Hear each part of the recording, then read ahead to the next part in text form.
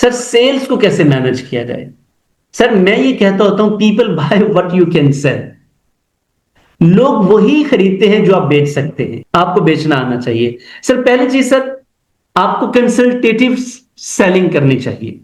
यानी कि लोगों को जब आप कोई चीज बेच रहे हैं तो साथ उनको समझा भी रहे हैं। तो सर ये बेसिकली आप कंसल्ट कर रहे हैं, लोगों को समझा रहे हैं। जब समझाएंगे तो समझाने के बाद जब चीजें देंगे तो आपके कस्टमर्स, आपकी सेल्स मैनेज करना आपके लिए आसान होगा।